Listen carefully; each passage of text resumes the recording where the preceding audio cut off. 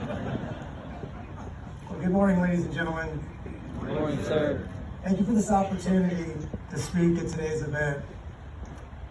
It is an incredible honor to be part of this year's Wreaths Across America for several reasons. Any opportunity to remember and honor those veterans and heroes that have gone before us, no matter what military affiliation they were in or are in. Air Force, no particular order, Air Force, Army, Navy, Marines, Coast Guard, Merchant Marines, to include the spouses and the families of those heroes, is a tremendous honor and a privilege. Any opportunity to teach and mentor our younger generation the importance of sacrifice, selfless service, and the price of freedom that we enjoy every day is a privilege. Ensuring they understand our unique military history. Not just through the blessings that we've earned as a country, but the responsibilities of being a citizen as well.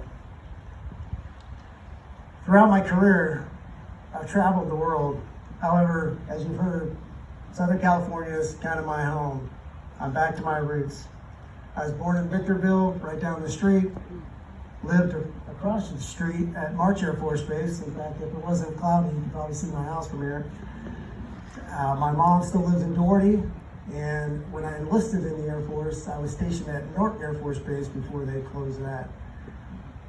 So I'm back home. So it's a great honor to spend this time with you.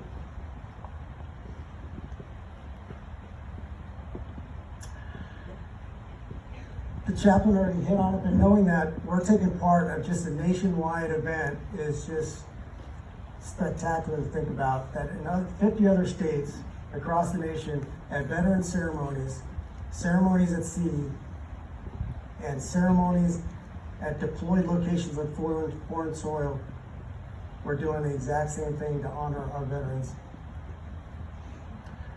Lastly, this one's kind of a selfish one, but this means the world to me because of the many veterans that I hope to honor and remember today. I hope that my father is looking down upon me, giving me that look that he used to give me whenever he was proud to be my dad. He was my biggest hero, and I was his #1 fan.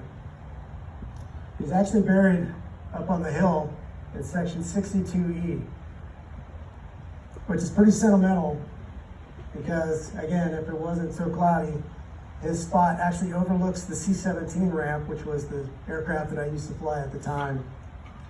And you can kind of get a glimpse of the house that we used to live in. So it's pretty special. Over my 27-year career, I learned many things that I don't know everything. And I continue to learn on a daily basis. The military does a pretty good job, regardless of which branch of the military you're in. They require you to do some kind of professional military education throughout your career, commensurate with your rank. So, for example, as a company grade officer, I had to go through squadron officer school. As a junior grade field grade officer, I had to go through Air Command and Staff College. As a joint officer, Joint Staff College, on and on.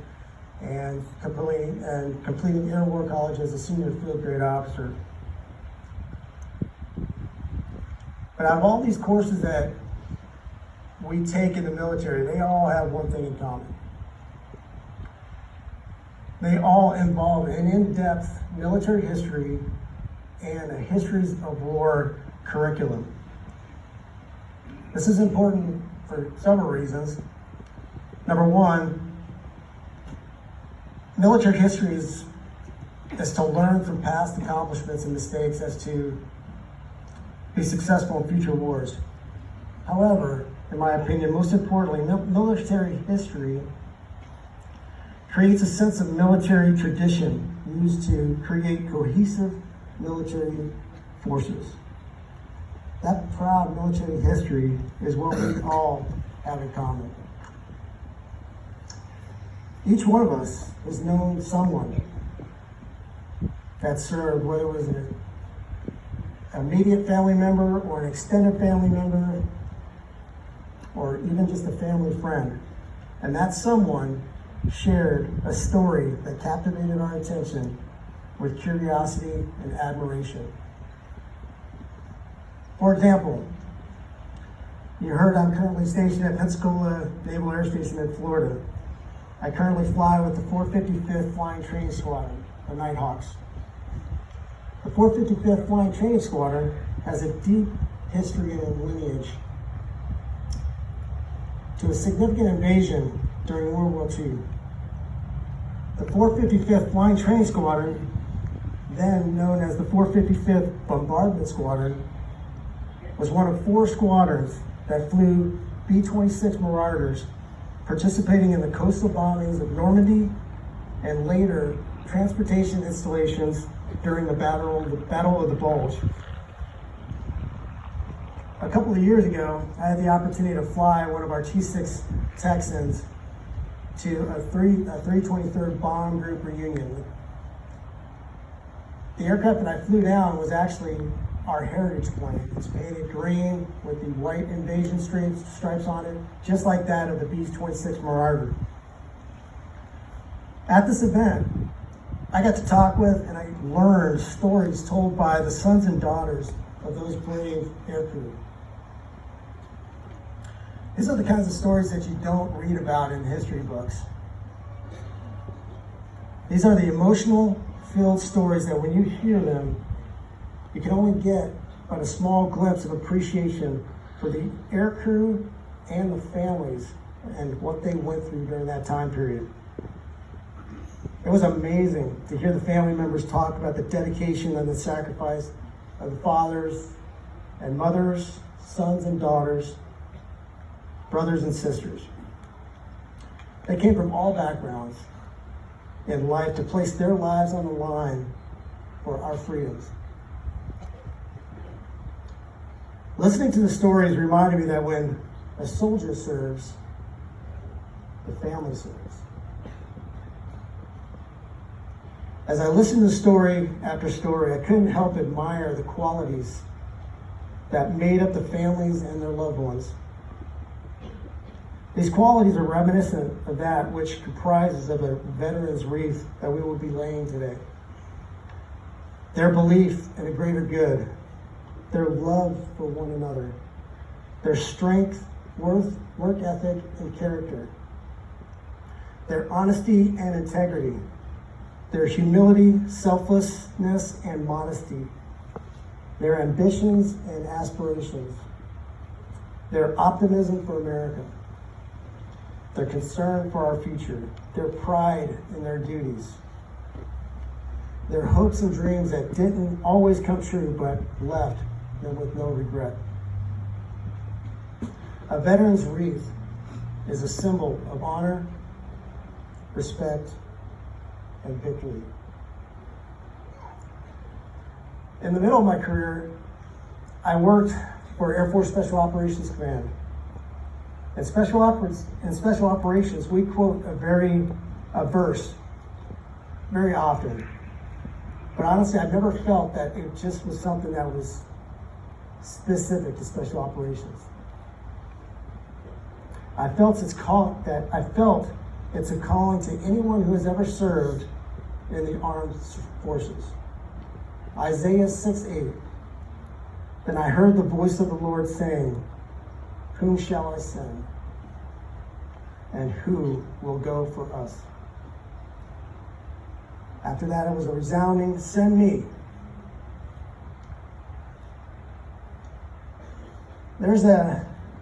Not to talk up the Air Force, there's an Air Force band out there that go on USO tours. They travel to deployment locations for morale purposes for the troops. It's a song called "Send Me" by a band called Max Impact. I urge you to look it up whenever you get a minute. I changed the wording around, and no disrespect to the folks that wrote the song, but the reason I did that is to hit home the point that I'm trying to make here today. And I would say that if any one of these veterans that are laid to rest here were standing right here with me, I would imagine them saying the following. Everyone, please take a look around and see. All my friends, comrades, brothers in arms, heroes that said, send me. Sacrifice, we all know what it means. To give it all to face our enemies. Never back down, fight to win. Never say die, never give in. A mission bringing a victory in land, air, and sea. We were the ones that stood and fought for you, and to be that person. We gave our all that others may live. That's why we said, send me. We are all American servicemen. We are warriors. We have answered our nation's call. We will never falter, and we will never fail. This is what I would imagine any service member, past, present, or future, saying. It's no wonder why we have the strongest military in the world. Although we observe Veterans Day in the fall and Memorial Day in the spring, our service members and our veterans sacrifice their time and safety every single day of the year to preserve our freedoms. Expressing our appreciation during this holiday season is a way to show our veterans and their families that we will not forget. We will never forget. In life, they honor their country. In death, their country honors them. There's a quote that I'm familiar with by the ex-president of the United States, Ronald Reagan. Those who say that we're in a time when there are no heroes, they just don't know where to look. Again, as I said, everyone, please take a look around and see. All my friends, comrades, brothers in arms, heroes that said, send me. Join me in remembering and honoring these men and women as we speak their name when we lay each wreath. Thank you for your participation today. God bless you. God bless America.